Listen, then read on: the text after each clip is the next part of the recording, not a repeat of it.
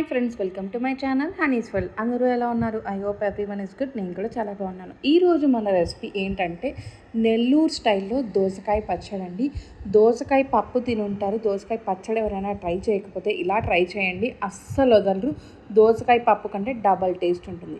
ముందుగా దోసకాయకి అయితే నీట్గా తొక్కు తీసేసుకుని ఇలా 2 పార్ట్స్ చేసేసుకుని లోపల ఉన్న సీడ్స్ మొత్తం తీసేసుకోవాలి.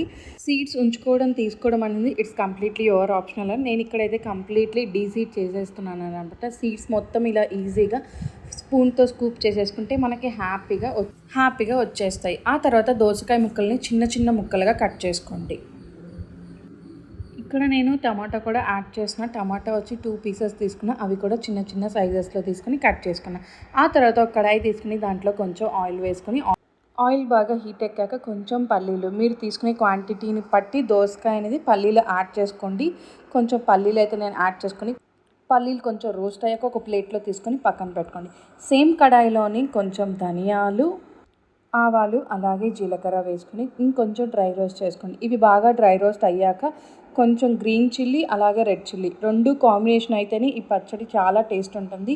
ఇక 2 టైప్స్ ఆఫ్ చిల్లీస్ యాడ్ చేయడం వల్ల పచ్చడి అనేది నెక్స్ట్ లెవెల్ టేస్ట్కి వెళ్తుంది. ఆ తర్వాత మనం కట్ చేసుకున్న దోసకాయ ముక్కల్ని కూడా యాడ్ చేసుకోవాలి. దోసకాయ ముక్కలు కూడా బాగా మగ్గనివ్వాలి, ఎందుకంటే అవి మనం పీసెస్గా కట్ చేస్తున్నాం కదా, సో కొంచెం మెత్తగా మగ్గేంత వరకు మనం బాగా ఫ్రై చేసుకోవాలన్నమాట. ఈ దోసకాయ ముక్కలతో పాటు టమాటాస్ మనం ఏవైతే కట్ చేసుకున్నామో ఆ టమాటాస్ కూడా యాడ్ చేసుకొని ఒక లిడ్ పెట్టుకొని ఒక 10 నిమిషాల పాటు బాగా మగ్గనివ్వాలి. మధ్య మధ్యలో ఇలా కలుపుతూ ఉంటేనే మనకి కింద మాడకుండా ఉంటుందన్నమాట, సో జాగ్రత్తగా చూసుకోండి. ఆ తర్వాత లిడ్ అయితే మనం పెట్టేసుకొని 10 నిమిషాలు మగ్గబెట్టుకుంటాం. ఆ తర్వాత మనకి టెక్స్చర్ అయితే ఇలా బాగా మెత్తగా మగ్గిపోయి ఉంటుంది అనమాట. ఇదే మనకి గుర్తు, బాగా మగ్గిపోయాయి అని అనడానికి. స్టవ్ ఆఫ్ చేసుకొని కొంచెం చల్లార్చుకున్న తర్వాత ఒక మిక్సీ జార్ తీసుకుంటాం. ఆ మిక్సీ జార్లో మనం ఏదైతే పల్లీలు ఉన్నాయో ఆ పల్లీలు, చల్లార్చుకున్న పల్లీలు, అలాగే దోసకాయ మిక్చర్ ఏదైతే మనము ఫ్రై చేసి పెట్టుకున్నామో ఆ మొత్తం మిక్చర్ దీంట్లో వేసుకోవాలన్నమాట. ఈ పాయింట్లోనే మనం టేస్ట్కి తగ్గ సాల్ట్, అలాగే మీరు తినగలిగినంత పులుపు, దోసకాయ పచ్చడిలో మీరు ఎంత పులుపు తినరో అంత చింతపండు పల్ప్ని మీరే యాడ్ చేసుకోండి.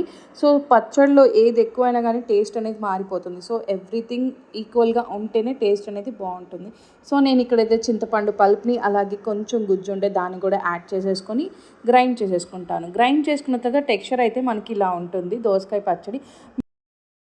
ఫైనలీ మనం ఒక సర్వింగ్ బౌల్ తీసుకుని ఏదైతే మనం గ్రైండ్ చేసుకున్నామో ఆ దోసకాయ పచ్చడిని మొత్తాన్ని ఒక బౌల్లోకి తీసుకొని, తిరమాత కావాలంటే లైక్ పోపు పెట్టుకోవాలంటే పోపు పెట్టుకొని మంచిగా కరివేపాకు, ఆవాలు వేసుకుని దోసకాయ పచ్చడికి తిరమాత పెట్టేసుకున్నామంటే మన దోసకాయ పచ్చడి అయితే రెడీ అయిపోతుందండి. మీలో ఎవరికైనా ఇష్టం ఉంటే ఇలాగా ఆనియన్స్ కూడా కట్ చేసుకొని యాడ్ చేసుకున్నారంటే పచ్చడి చాలా చాలా బాగుంటుంది.